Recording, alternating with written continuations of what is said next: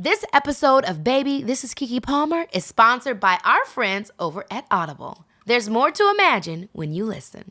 Now, let's start the show. Girl, the level of performance in that mind will tell you a storyline that will be James Cameron-esque. Unless the person is making you more yourself, they're not your person.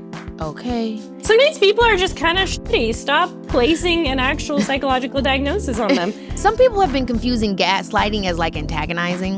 And it's like, guys, they're two different things. But you're the millennial therapist. You're supposed to be like, yeah, here's for you and for you and for you. No. So, are you familiar with Dr. Sara Kuburic? No. Right? I am not. Yeah, no. I know. I was just introduced to her too, but I'm excited to talk to her because she wrote a book and she speaks a lot in this book about self-loss. And from my understanding, self-loss is essentially like self-abandonment, like when you just feel like shit, not really yourself. I thought you was going to say her mother passed or self-loss. Yeah, but I guess, self-loss. But I just thought it was like maybe she experienced a lot of, loss death to herself in her life. Yeah, but I don't know. I'm following you. So I guess I want to ask you, have you ever had an experience of self-loss? Not to be confused with the loss of a person in your life. No. Have you ever just felt like you were lost to yourself? No. Sharon, no. No. That's not realistic. No, yes. I asked you, but I know the answer is yes. There's no way you never felt unconnected to yourself. So you just always knew yourself. Yeah. Sharon, please. Has always had it together. No, that's not true. Yes. That's not true. Yes, I'm a Virgo, girl. No, Sharon, Virgos cannot stand not Sharon. being together. No, yes, I know what it's like to have self. self-loss. There's no way, Sharon, that you ain't never Are felt you confused. No, you're an August Virgo. I'm like, are you a September? You're talking Mom, like a you had me. September Virgo. No, the August Virgos have it together. We pretend to have it together when we don't have it together. So I pretend so hard I don't even remember when that could have almost happened. So it sounds like you're still stuck in self-loss. Because you don't even remember yourself. I don't know. Explain that question. I don't. Okay, so what I'm saying is ultimately and this could be in the midst of you having a self-evolving moment, right? Okay. But a moment where who you thought you were, who you thought you were going to be is not who you are. That's essentially what it means. And I mean, I can feel like, for instance, when you've shifted gears in your life. Like, I mean, all your life, you were, Sharon's a singer, Sharon's a music. I mean, even when you were about to marry Dad, your mom was like, you need to focus on your career. I'll pay you not to marry him. I'll buy you a car. Yeah. Your identity and your sense of self was built on you doing music and you being a performer and entertainer. But at a certain point, you kind of let that go and decided to just focus on your kids, focus on maintaining kind of a more, a life outside of pursuing entertainment. What was it like in that bridge of what could be considered self-loss, but also you making the change or the decision to be a different version of yourself? I mean, I don't know if I made the decision. I just think, I was always adaptable. I think, like you said, if things weren't working out over here, I've always been able to bounce over there. If there was a moment in my life when I said, aha, I'm doing something that I never thought I would do, I would have to say when your father went through the diaconate program to become a deacon. I would never thought that at 28 years old, I would have been studying with my husband to be a Catholic deacon. I mean, that was so far removed.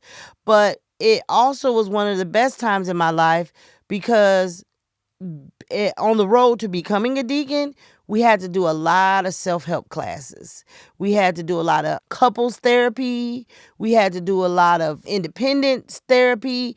And I think that really made me just a stronger individual, and it definitely made our relationship and our marriage stronger. So I think that was a time in my life, in my early 30s, 32, 33, when I really realized that everything didn't have to be so chaotic, that I could actually have moments and quiet moments and prayerful moments and meditate and really just quiet my life, because I was the type of person that thoughts were always coming into my mind. It was always, even if I was at the movie theater, I'd be watching the movie and they're like, oh, don't forget to do this. Don't forget to do that. Oh my God, what if you go out and you have a ticket? You shouldn't have parked there. Oh, back to the movie. And, when I started going through those meditation classes and all that stuff, it really did help me to calm my mind down and focus on what was happening in front of me, the now. Being present. Being present, yes. When do you feel like you're your most authentic self? When do I feel like I'm my most authentic self? That's a good question. I think when I'm with my kids. Yeah. I think when I'm with my kids. I think when I'm with my grandkids. I think I let my hair down, so to speak. I think when I am most not myself is any time that I have to do business in the entertainment business. In the workspace. I think a lot of people can relate to that. Yeah, anytime I have to talk about a contract or have to do stuff like that, I'm not really myself. I go into another self. Yeah, I feel like I am my most authentic self, obviously, with my family. I think that for me, I've been in the industry for so long and I've been perceived publicly so long that the place that I feel the most easiest to be my authentic self is around people that are not as affected by my perception, by public perception. They knew me as Keke before the world knew me as Keke. Right. So I feel really authentic in that.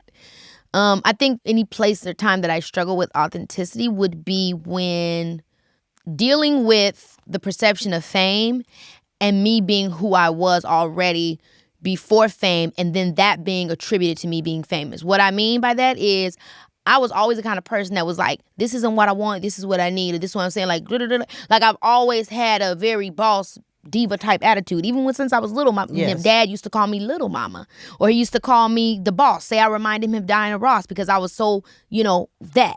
Yeah. Becoming an entertainer and being so affected by the way that then puts this veil over me of being a diva or being not nice or being bitchy or being mean or being stuck up, it kind of made me feel like, especially as a kid, I felt so forced to be disengaged with that very side of myself because I was always not allowed to really live in it. And I talk about this in Master of Me, where dealing with that reality was really a big part of growing up and creating boundaries with myself because obviously, I do want to communicate well with people. I don't ever want to come off as a jerk, but also standing in my power should not mean that I'm being a jerk to you. Yeah, but I love when I saw you at the ferry in Boston. And you looked great, but someone came up to you and asked for a photo and you said, no, thank you, it's nice to meet you, but not right now. I was so proud of you because I know the old Keke would have stood out there and took 100 pictures. Yeah, and so that's exactly an example of what I mean. It used to be very hard for me to live in my authentic self of setting boundaries and being clear with people because I was afraid of coming off as a diva. But It's like if I did come off as a diva, then okay, then maybe I'm a diva.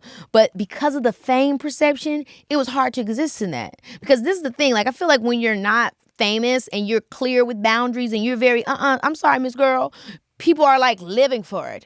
But when you're an entertainer, everything is then attributed to you being an entertainer. Right. Like you who you are, what you talk like, how you act, everything is because she thinks she all that. But like, no. Yeah. Maybe I'm just being me. And the fear of being named or called a diva or perceived as a diva can actually harm people in trying to be their authentic selves. And you try to that's what I experienced. Yeah. Even at home. Yeah. Becoming famous or becoming a celebrity, becoming an entertainer, whatever you want to call it, everything is then put under that microscope. Mm-hmm. And I found it very hard to live authentically in myself, especially experiencing it so young, the trauma of trying to discover my boundaries and be my own person. Everything was from this window of people feeling I was an elitist. Yeah. And I really was just trying to set boundaries, be myself. I'm trying to prove that I'm not a bratty kid. I'm trying to prove that I'm ready if my community needs me and I'm going to pick every good role that y'all need. I'm going to always make y'all proud. Yeah, all that stuff. It can make it hard for you to be authentically you because nobody is all of that.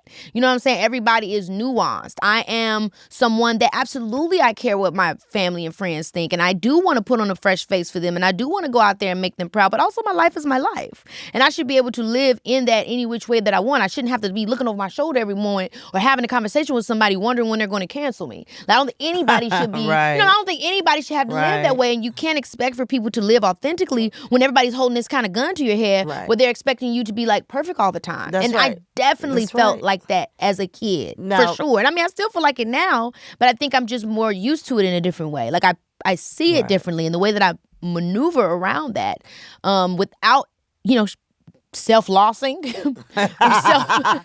without self-abandoning is something that I speak about in Master of Me, of how I've mastered myself in the midst of being so publicly perceived all the time. Right. Okay, I'm going to get into the conversation with Sara because I think we've really dug in deep as we can on self-loss. Awesome. Miss, I never self-lost before. No, never.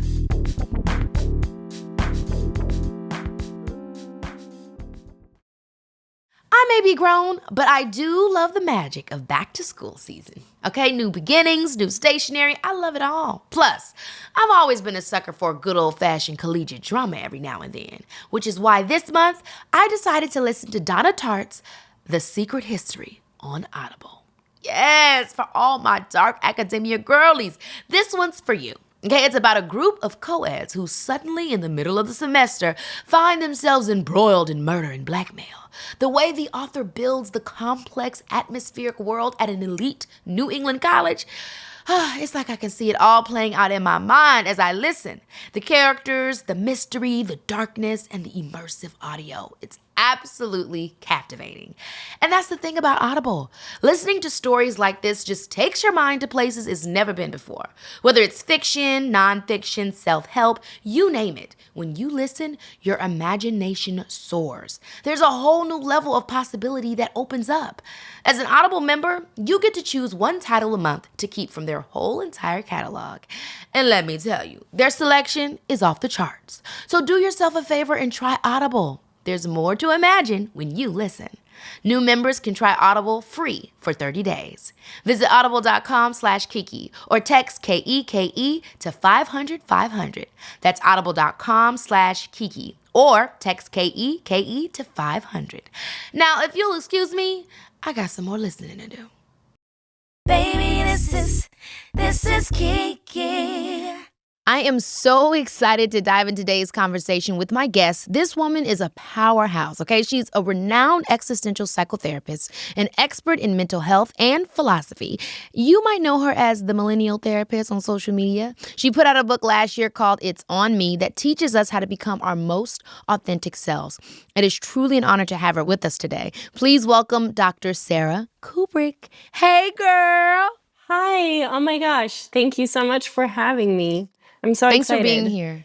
Other than being a little bit under the weather, like you told me, how have you been feeling? Good. I flew back to Australia a couple weeks ago, and I haven't been home in 5 months. So, my God. So wait, you're from Australia? I mean, I live in Australia right now. You live in Australia? Where are you from? Yes. Serbia. I was born in Serbia, raised in Canada, live in Australia. Yeah. That is so amazing. You've seen the world. And by the way, I love Canada. I've worked there a lot as a kid, specifically in Toronto and then some in Vancouver. I'm not sure what part you grew up in. Vancouver. Okay, and I was obsessed with Degrassi, not to be so like on the nose with it, because every I kind of love was. that. That's amazing. Well, I'm excited to talk to you today because I kind of am always talking about existential things and just wanting to get into the deeper meanings of life and better help, self-help, self-awareness, all those things. I think I obviously exercise some of those things a lot as an actor with characters, but then I think it's kind of just a part of my personality and being like really like just dived into the human experience. So I first want to talk about It's On Me, your book. And for people that haven't read it or heard about it, what's a brief description of kind of what the book is about? Yeah, I wrote a book that I wish I had. I think there is this sensation that so many of us go through, which is just feeling so lost and not knowing who we are. Looking in a mirror, not really recognizing the person, looking at our actions and being like, who did that? Because that wasn't me. There's no way I did that. And so this book is essentially explaining this phenomenon of self-loss and then hopefully providing a bit of a guide of how to kind of create a self that you're proud of, that feels authentic, and that, you know, helps you be the person you want to be. I do feel like there's always this moment that we have, whether we lean into it or whether we don't, where we are faced with that choice of who we want to be. Because it's like in life when you're younger, and I actually talked about this with my therapist, this idea of self-worth or self-identity and people just having it or people just not is such a hindrance to self-discovery. Because the truth is, none of us really know it. When we're kids and when we're young adults, whatever we knew before then was based off of what other people put on us. And then as time goes on, we start to go through more experiences that we then have the choice to create what is self-worth to us, right? By making conscious choices and decisions. And one of the things in It's On Me, you describe a panic attack that you have on an airplane. And I'm curious of, first of all, what happened that made that happen? And how was that kind of the catalyst for you to kind of start realizing this whole self-loss idea? Yeah. Oh my God. I love that you said that the self is a choice. I think that's something we just don't talk about. There is so It's much so stuff true. out there of like, go find yourself. And I'm always like, find what? Like, where is this coming from? Like, I don't understand. If you didn't Literally. create it, who did? And I No, think that seriously.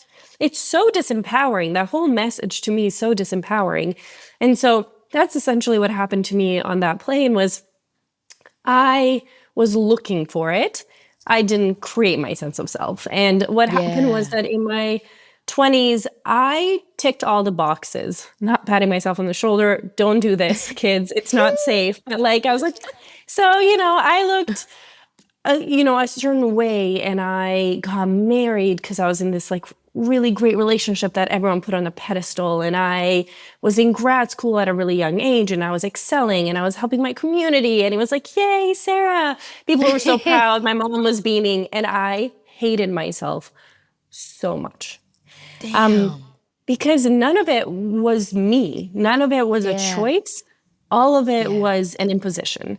And I went on a little sister's trip to Vegas, as one does in my 20s. And I had a week where I was kind of outside of my life, where like I didn't have to do any of those things. And I was just hanging out with her. And she was such a safe space for me. And we had the best time. And then I remember getting on a flight to go home. And all of a sudden, I just started sweating. Like, I knew I was, like, dreading going home, but I was like, it must be just because, like, who wants to go back to grad school? Who wants to go back to work? Like, it's normal. And eventually, I just had this overwhelming feeling that I was going to die. I just had to. The overwhelming amount of panic was unreal. I've never experienced anything like it. And I remember yelling in the plane, get me off. And I Woo. barely remember that moment where I was like, get me off. And maybe I swore. And then I remember pushing through people because people were still boarding. And I remember pushing through people and going to the gate.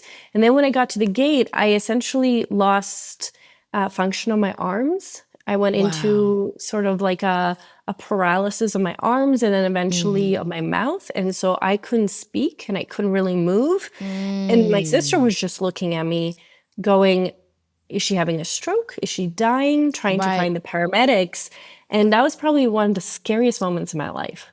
Oh my gosh. Something key that I was listening or that I could be wrong, but when I'm hearing what you're saying, I think one of the interesting things when we talk about self, it can sometimes feel like this super kind of like a ethereal concept, like what is self?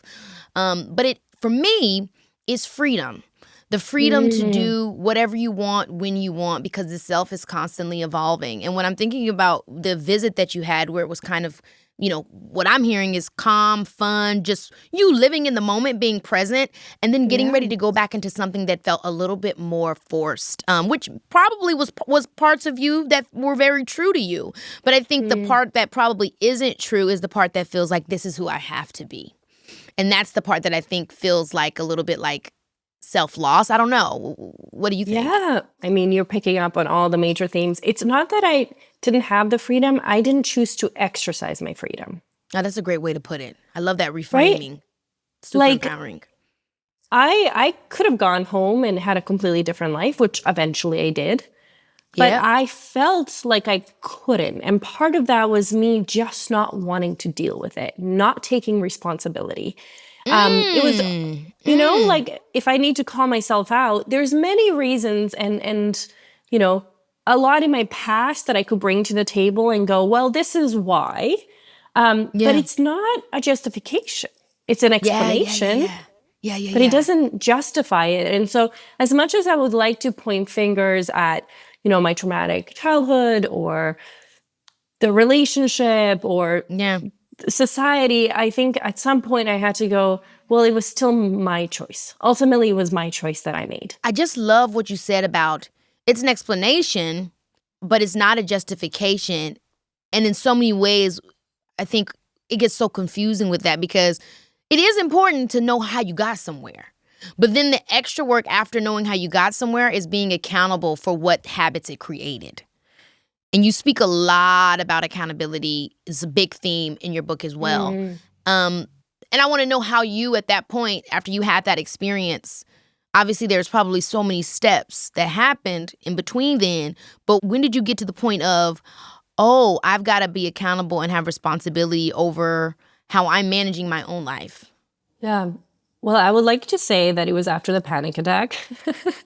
And I would like to say that it was because I felt, really empowered all of a sudden and was like, no, I need to take responsibility. And it truly wasn't that. I went back home and I had to drive from California all the way because I ended up being in LA, had to drive from California because I couldn't fly because of my anxiety. And I tried so hard to go back to my normal life. Even though while I was having my panic attack, I was aware that I just couldn't keep going that way, that it was threatening the innermost sense of who I was. And I tried for a really long time until my panic attacks got more frequent and they got worse. Wow. And then I went, well, you know what? The human capacity for self-deceit, self-betrayal is astonishing. It's remarkable. It's remarkable. Like the things I could convince myself, really, truly. Girl, the level of performance in that mind will tell you a storyline that will be James Cameron-esque. Oh, I should have been a film director. I don't know, a screenwriter. I had this whole narrative and it really wasn't, I didn't take responsibility out of some sense of enlightenment, which is kind of embarrassing. I wish it was.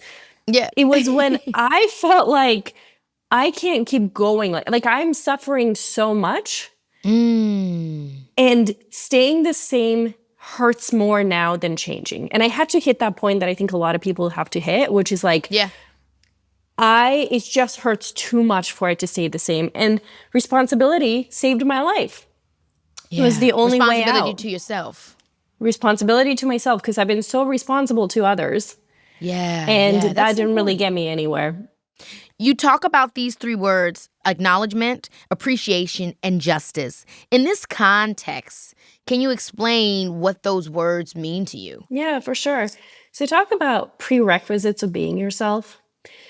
As much as I like to, focus on it being our responsibility and something that we do, humans are also social creatures. We actually can't have a sense of self in isolation.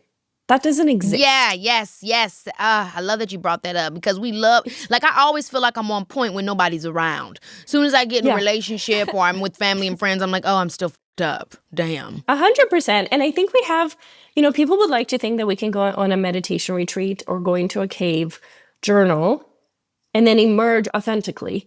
And all of a sudden, it's like that will bring you self-awareness. It might even bring you temporary embodiment. But the self is what you see out in the world. There is no separation of self in the world. So if you think you're a certain way and then your actions show you otherwise, you got to think real hard of like, who are you actually? If you think you're really calm and patient and then you honk and swear every time someone cuts you off, you have to look at the cognitive dissonance of that. You have to look at why those two things don't align and call yourself out. So either you have to change your perception and go, you know what, I'm not that patient, or change your actions. But it's this lack of alignment that brings so much tension to our psyche and confuses us so much that eventually we go, I actually have no idea who I am. It's so interesting what you're saying because it ties into what we were talking about just a second before, where our mind plays these tricks where you're constantly trying to distinguish or figure out the delineating factors between who you truly are inside and then what you're being perceived as, and then how you want to be perceived. It's like you're constantly trying to. It's like there's the real me that nobody may ever really, really know, because how could they, right? Oh, I'm still discovering that inner world, and then I have how I'm being perceived in the world, which I either love, hate, or feel ambivalent about. And then I have how I want to be perceived. How do you know which voice is the real one? I'm gonna say something that's maybe a hot take, but who we think we are is a little irrelevant if that's not how we show up. I don't think that version of you is super real until it's tangible, until you choose to act out of that self. Because otherwise, it's a thought, it's a perception. And I think what we ideally want is alignment between your beliefs and your feelings and your actions. And I think that's what gives you this cohesive sense of self. But you thinking you're a certain way doesn't actually mean you are a certain way. You acting that way, you're a step closer. You finding people to reflect that back to you, now you got it. Now, the people reflecting back at you will wake your ass up in a minute if you think that you've moved on from something. Now, that is so true. And I hate to get like super like existential, metaphysical, spiritual, but what do you think that means? Like, do you feel like from a therapist framework, is that just us seeking something that will trigger that authentic vibration? Is that just like what do they say? I forget how they phrase it, but it's like water rising to its own level. Like, are we just communicating with those that are like us, even if we don't think that they are? Like, what is the reason for this whole mirror effect that you find in your relationships? Yeah. So first of all, we need mirrors. I mean, we would feel so lost. Imagine never having seen yourself in a mirror. I think your relationship to yourself would be, no, seriously, you would have no idea how you spatially exist. It would be such an odd disconnect. And so I think that we all need the inner pole and outer pole is what we call it. So you need to look at your own actions and go, does this align? And then you need to go and see, okay, how are they reflecting me back to me? Does that align? And I think the danger is that sometimes we choose the wrong people as mirrors. Now go in on that. Yeah. So as much as we need mirrors, if you choose someone who refuses or is unable to reflect back to you who you are, that is incredibly painful and disorienting. Some people do not have the capacity to see you for who you are, so they will project on you who they want you to be. And what happens then is you have a warped mirror. You're looking and you're going, now I'm in a clown house. Yeah, now I'm in a class. You're like, I don't look like that. So either you're not reflecting or I am completely off point. And that's the hardest part, because sometimes people will call us out and we'll be like, oh, shit, I didn't know that was me. Great. I need to change that. And sometimes we take people's opinions seriously when in reality they're not even looking at us. This is super hard, Sara. This is super hard because half the time, especially if you're someone that like is super empathic and always is willing to try and take accountability, it's hard for you to know if those projections aren't genuine. Like, if you love someone and they're looking at you and they're saying you're a fucking asshole, you're blah blah blah blah blah blah blah, it'll be hard for you not to receive that if you're really like, damn, I want to always better myself. So how do you know when you're the person that's projecting or you're the one that's being projected on? Like, what is something that could be a signal or a sign for you to know? Because sometimes we don't trust ourselves, especially if we're constantly self-deprecating. Of course. And I mean, if someone's telling you you're being a fucking asshole, I'd really reconsider their intention. So yeah, that could be the first sign. The second sign, no, I think that's why you have the inner pole of like, are my actions representing who I think I am? Sara, if I'm really going to reflect on the conversation I just had with that person, do I see what they're saying at all? Do I see it in my actions at all? And as you said, you can lie to yourself, of course. The second thing you can do is you have multiple people around you, presumably. Get some feedback. Power in numbers. I love that. Because it is confusing. What we're talking about is almost the impossible task. Like, it is really, really difficult. And so going to several people and being like, am I the asshole? And then if like 5 out of 10 say yes, or 7 out of 10 say yes, then you can go, okay, I'm not seeing it. but let me try to communicate with this person. Maybe they can tell me what about our interaction was such and such. And so getting more information, getting more feedback, and then also trusting yourself in how you showed up in that interaction. So it is hard. There is no foolproof way of knowing. And I also think it takes two to tango, so to speak. So if the conversation really got derailed, chances are both people participated in that. Baby, this is Keke Palmer, yeah. Braids, faux locks, twists, and knots. Your girl has dabbled with all of them, okay? And the freedom and joy I experience while staying true to myself and my ancestors by rocking my natural hair is unparalleled. I love my kinks and twists and coils, and you should too. Knowing there are Black folks out here still getting discriminated against for how we wear our hair doesn't sit right with me. And our amazing sponsor, Dove, agrees. In 2019, Dove co-founded the Crown Coalition to advocate for the passage of the Crown Act, which prohibits race-based hair discrimination based on hair texture and protective styles in the workplace and in K-12 public schools and charter schools. Dove supports the Crown movement by driving awareness of the issue of race-based hair discrimination, advocating for the Crown Act petition signatures, and championing a world that respects and celebrates the beauty of Black hair. And not to get y'all all after school special, but with a goal of reaching 1 million signatures, we need y'all to show up and show out. Okay, so join Dove and taking action to help end race-based hair discrimination by signing the Crown Act petition at dove.com/crown. How do you find your way back to self-trust when you are in this space of self-loss, right? When you have, not, and I think we could be, even give some examples, because I think sometimes you think about self-loss and it's like attached to a traumatic event, but I'm sure there are some more mundane, less extreme versions of self-loss or self-abandonment that make it hard. Like, it could even be I was in a bad relationship and, it wasn't crazy, but just I loved somebody that wasn't the best for me and I feel like I let myself down. How do you then find a way to trust yourself again? Like forgiveness ultimately of just your humanity and experience. Yeah. I think it's about adjusting your expectations. The expectation that you're not going to hurt yourself or mess up is completely unrealistic.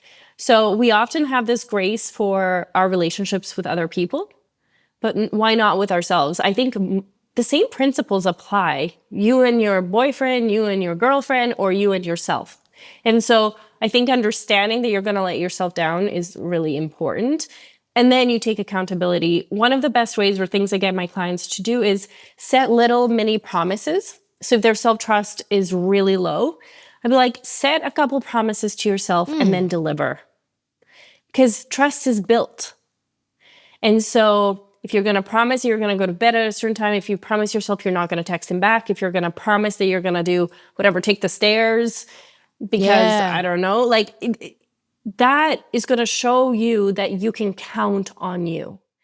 It's like personal credit. It's like personal credit. And if you're going to, you also, to trust someone, you need to respect them most of the time. You need to feel like they have your best interest at heart. And maybe you don't trust yourself because you shouldn't trust yourself quite yet.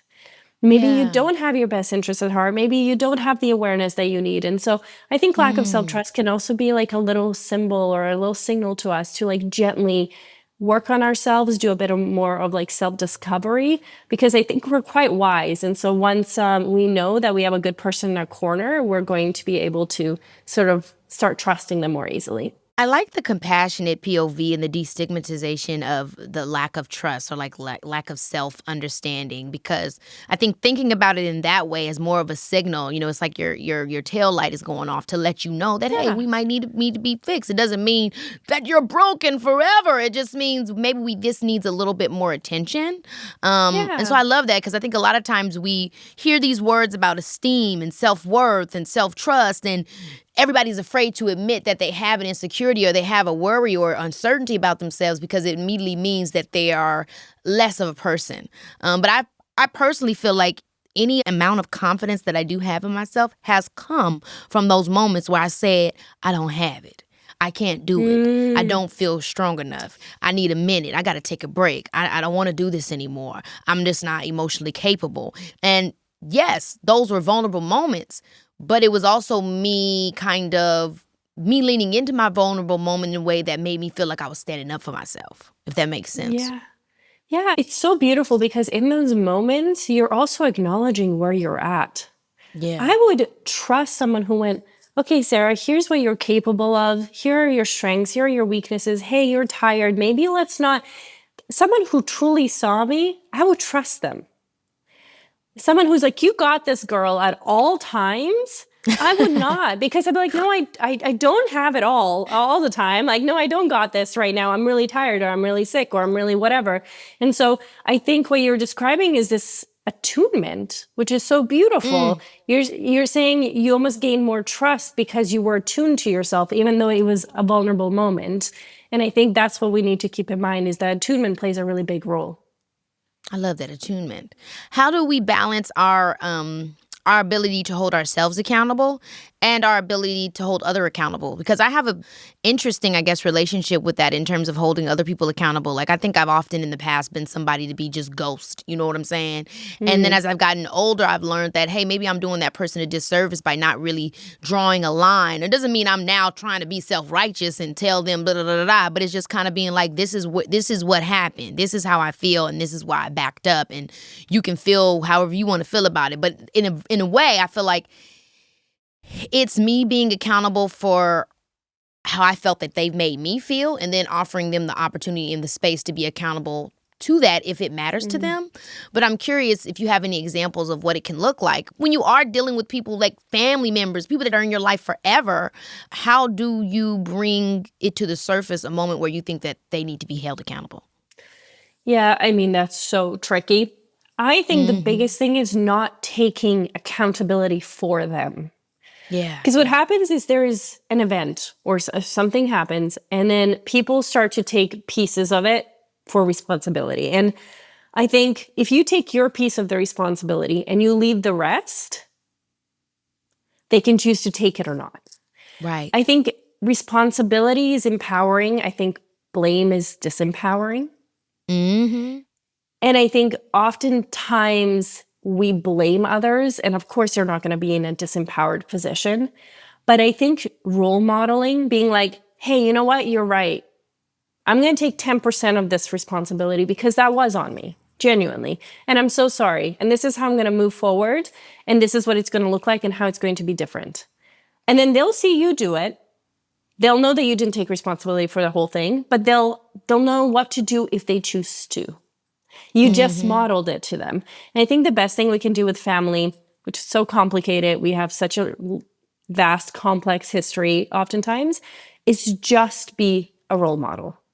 And if you can have these conversations, if they're open to it, being like, hey, you know, I'm feeling like I often take responsibility for a dynamic, and I'm starting to feel X, Y, and Z about it.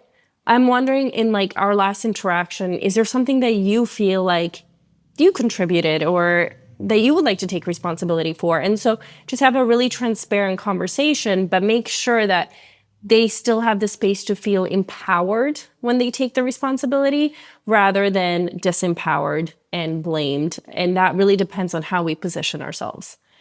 I really am big on empowering language in my mind and putting myself in the seat that keeps me not like in a sense of, even though I'm sure I can have control hangups like the next person. It's just, I think, something that I've learned in my life that I can't control everybody. I can't control every situation, but I can control myself and how I choose to feel about it, think about it, and move forward from the situation. And boundaries are obviously, I think, a big part of being able to make that happen. So I'm curious for you, when you think about boundaries, like, I recently realized talking to someone that boundaries are not just how I want you to deal with me, but it's also how I expect you to deal with me, right? It's like having personal boundaries within myself that allow me to know maybe how far you're going to be able to go. Meaning, like, for instance, my son is 1 year old. He might pee his pants or poop his pants. I can't expect, or, you know, I have to have the understanding that this is as far as he can go as a baby, you know, and I think that's the same for people. Like, people can only, so I guess what I'm asking is, what is the best way to deal with people that you know, and how do you create the boundary within yourself and them when you know that they can only do so much, when they don't maybe have the capacity that you want them to have?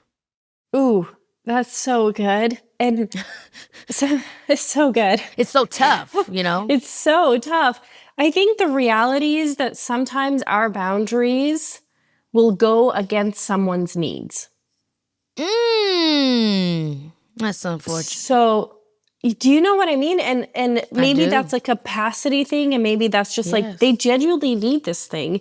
And Yeah. yet your boundary That's is right. saying, I can't give that to you. Yeah. And depending on the relationship, obviously with your 1-year-old, Yeah. I think there's a lot more compassion, and I wouldn't even say them not pooping their pants is a boundary. Right, of course. But yeah, I know. But I think it's the reality that some relationships are just not compatible. That's what I was gonna say. It came into my mind when you were saying that. That's compatibility at the end of the day. Yeah, and we like to think that, you can make it work with everyone. For some reason, we have this thought in our mind, and I just don't think that's true. I think sometimes we will violate ourselves in order to preserve a relationship, and who hasn't done that? Or the other person will self-abandon to stay in a relationship with us in order to, preserve or honor our boundaries. And in those instances, I don't think the compromise is worth it. I know compromise seems to be like the cure-all apparently for relationships. I actually think compromise doesn't work most of the time. I think you can compromise on preferences. I don't think you can compromise on who you are and your values and your boundaries and your sense of self. And so I think in moments like this, oftentimes it just means it's not a healthy relationship for the two people. Yeah, and I think it's also hard to differentiate sometimes, like, what is me and what do I feel like is me? And I think that all of this stuff continues to tell the whole circle over and over again of what is self-loss? What is really you? How do you really represent yourself? And on your journey of self-exploration, and for, any of your clients or just people that have read your book, what is the statement on that? Like, what is the self? How do you discover the self? How do you hold on to the self? So the self, I think, is whoever you choose to be.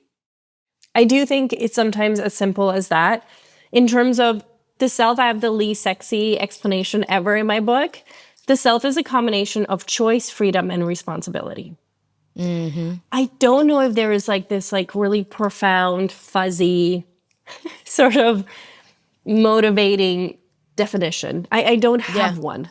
What I think is you're given certain freedoms, you're given certain choices, and how you decide to use those freedom and choices, it's exactly who you're going to be. And I think our decisions play a much bigger role than we think it does. For some reason, so many of us believe that we can act however we want to act and then still be a person that we respect or a person that aligns. And I just don't know where this narrative came from. When I think that, Heidegger, philosopher, he talks about how we are very fluid, but that means that every single decision impacts our overall being. Our overall being. That's a natural cause and thing. effect. Yeah, it's like, hey.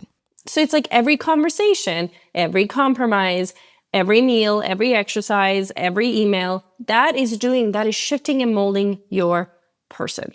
And I think this is so important to remember because we need to be so incredibly intentional about all our decisions, not just big ones. Because I think a lot of people go, well, I really contemplated about the 5 big decisions they made in their lives.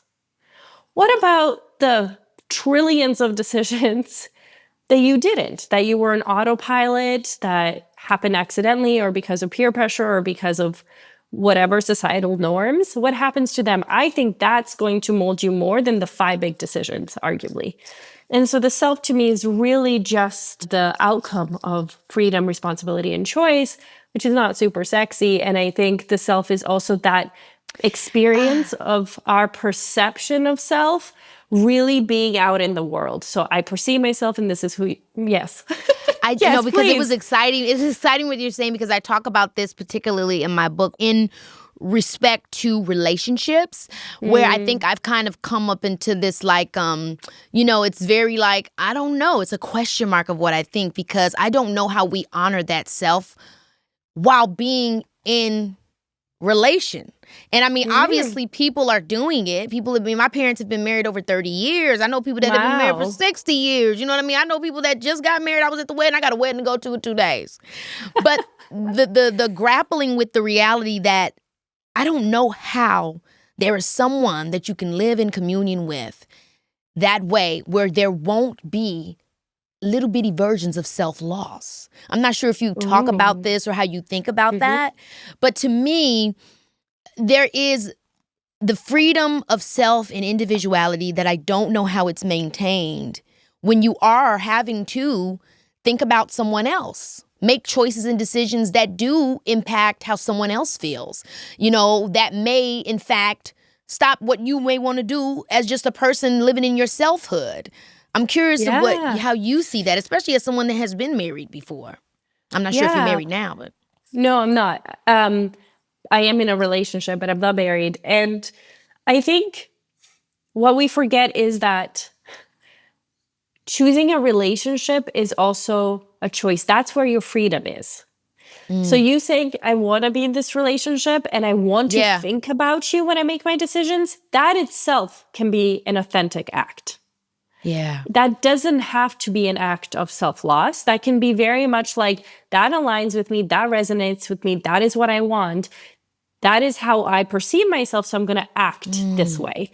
And so I think that there is more compatibility than we think. I think the biggest issue is the fact that we have very codependent relationships. Yes. I have lots of clients who are scared of relationships because they think they're going to lose their autonomy and their freedom. And I'm like, if a relationship is making you lose your autonomy and your freedom, that is not the relationship for you.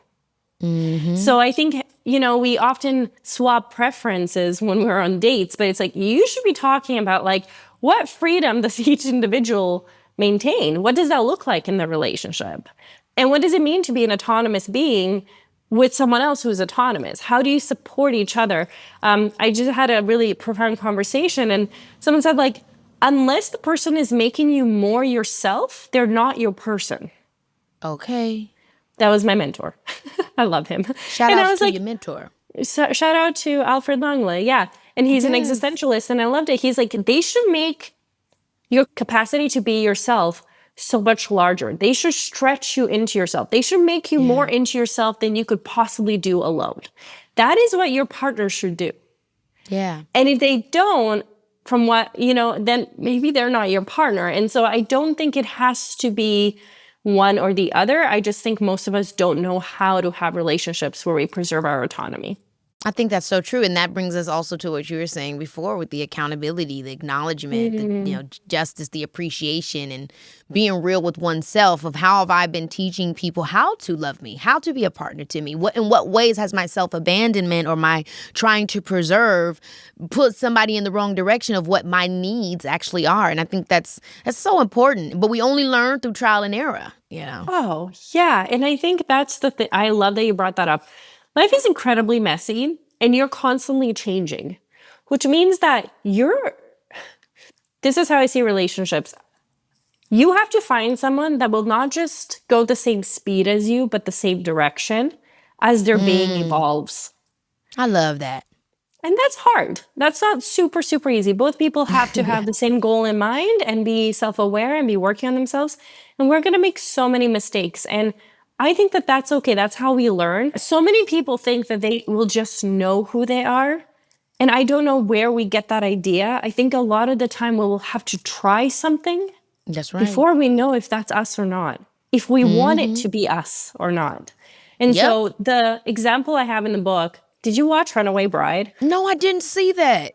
Okay, like 90s classic, Julia Roberts. I know. I mean, everything she does. So all her movies, I just love it. I don't know why. It's like childhood. It's like a blanket. And so quick overview of the movie. It's a woman who a reporter hears about, and she's known for leaving men at the altar. And he needs to do this big story to save his job. I think this is Richard Gere. So he goes and finds Maggie, who's Julia Roberts, and he starts to interview her and all her previous ex-fiancés as well as her current fiancé. And the one question that he asks during these interviews, which seems a little random, is, what kind of eggs does Maggie like? And the men are like, boiled, scrambled, easy side up. So everyone gave a different answer. Then he'd be like, what eggs do you like? Boiled, scrambled, like whatever, sunny side up. And there's a scene near the end of the movie where he looks at her and he's like, you're so lost, you don't even know what kind of eggs you like. And she's like, well, I'm not lost. It's just called changing your mind. And he says, no, it's just not having a mind of your own. And that scene was so fascinating because what happens next is she's at home making like dozens of eggs, sitting at her kitchen table and trying them.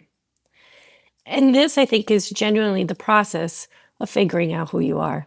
It's like making those eggs and just trying them, making the mess in the kitchen and being like, I don't know in this moment, what kind of egg do I like? I don't know. And sometimes it's about eggs, sometimes it's about bigger things, but it truly is trial and error. And that's why I love that movie. I love that concept. And I love the fact that she was like, you know what? F it, I really don't know. So let me figure it out. And I think we need to have that attitude of like, let me just try the eggs. Let me just see, instead of trying to like the eggs of the people around me, let me just see what fits for me right now. And it was a really powerful, like it was a 5-second scene. And I was like, yeah, this is how we figure out. And it's almost like, making the choice to choose something, Yeah. making, exactly. deciding what you like, because I do think there is a space that any one of us can live in where it's like, well, I like everything. But what does it mean to choose one thing or something, which obviously it's unique that is what was going on in a movie about love, because obviously love is choosing someone. So it's interesting, her journey of choosing what it is she really wants to find what she really wants. So I love storytelling and how it can really kind of come around like that. Sara, it's been awesome talking to you. I could talk to you all day long. Likewise. But I know I have to let you go. However, before I do, I'd like to play a quick game. Ooh, okay. This one's called Here for It or Not, and I'm going to tell you a list of things. You'll then tell me if you're here for it or not. Make sense? Makes sense. Okay, let's do it. This one's really funny because this one happens a lot. Diagnosing people as narcissists. Here for it or not? Not. So not. Sometimes I tell people like they're not a narcissist, they're an asshole. Like stop doing that. Like sometimes people are just kind of shitty. Stop placing an actual psychological diagnosis on them. So I'm a little tired of the overuse. So no, not. Yeah. And someone once told me that like everybody kind of lives in their own narcissistic bubble. So it's very much so like going to Google and being like, I coughed today, and all of a sudden having a uncurable illness. Like it's like you went so to the left. Like we all have traits, Yeah. Yeah. Complaining about being gaslit. Here for it or not? Ooh. Oh. Some people have been confusing gaslighting as like antagonizing. And it's like, guys, they're two different things. So if you're actually being gaslit, important. But complaining implies you're just like complaining. So I would say I'm not for it. Again, we're using these words and we really shouldn't be. Ooh, this one is a really good one. And I'm curious how you have dealt with this, if this has ever happened to you. But people who gaslight their therapist. I mean, I'm not here for it. I'm so not here for it. Have you experienced that? Have you heard about that in your therapist friend group? Like, is this tea? Is this what some people come to therapy and do? Is this tea? I mean, yeah, but I don't think it's intentional. I think they're gaslighting themselves. Okay. So the gag is. You know what I mean? Because what do they get from gaslighting me except validation? No, but seriously. And so that means they want someone to validate their story, which means what they want is truly to gaslight themselves. So I think most people in therapy who gaslight they're doing it to themselves. You're just part of the process. And they're wasting money doing that. Oof. I was just going to say, it's a lot of money to just lie to me. But if that's your thing. Okay, doom scrolling. Here for it or not? No. And we need to understand that most people do it as self-soothing and escapism. Yes. So why are you not here for it, and what do you consider doom scrolling?